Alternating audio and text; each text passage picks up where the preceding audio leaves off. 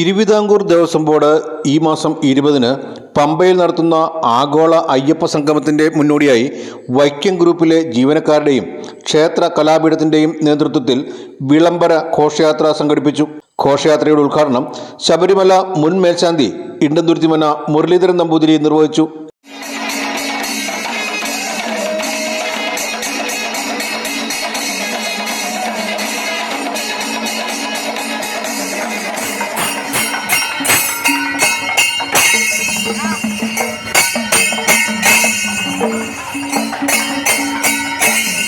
വൈക്കം വടക്കേ കൊട്ടാരത്തിൽ നടന്ന ചടങ്ങിൽ deputy commissioner N Sreedhar Sharma, assistant commissioner CS Praveenkumar, administrative officer JS Vishnu, Indanthuruthimana Hariharan Namboothiri, Thiruvithamkoor employees സഹകരണ ബാങ്ക് പ്രസിഡന്റ് MC കൃഷ്ണകുമാർ തുടങ്ങിയവർ പങ്കെടുത്തു.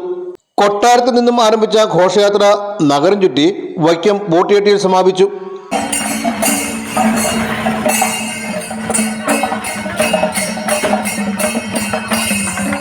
സമാപന സമ്മേളനം deputy commissioner N Sreedhar Sharma ഉദ്ഘാടനം ചെയ്തു. അസിസ്റ്റന്റ് കമ്മീഷണർ CS പ്രവീൺകുമാർ അധ്യക്ഷത വഹിച്ചു. 20-ാം തീയതി പമ്പ മണപ്പുറത്ത് വെച്ച് നടക്കുന്ന ആഗോള അയ്യപ്പ സംഗമം, അതിൽ നമുക്കറിയാം ഓരോ വർഷവും ശബരിമലയിൽ ഭക്തജനങ്ങളുടെ എണ്ണം വളരെയധികം വർദ്ധിച്ചു വരുന്നതാണ് നമുക്കറിയാം. അവർക്ക് വേണ്ട സൗകര്യങ്ങൾ ഏർപ്പെടുത്തുക എന്നുള്ളത് വളരെ ടാസ്ക്കായിട്ടുള്ള കാര്യം.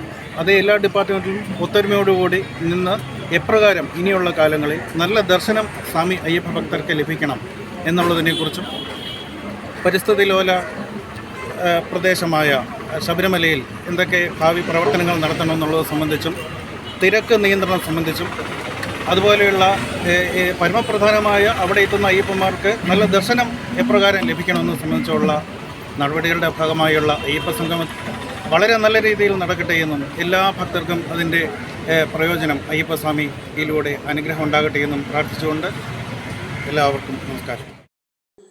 Vision news, Vaikom.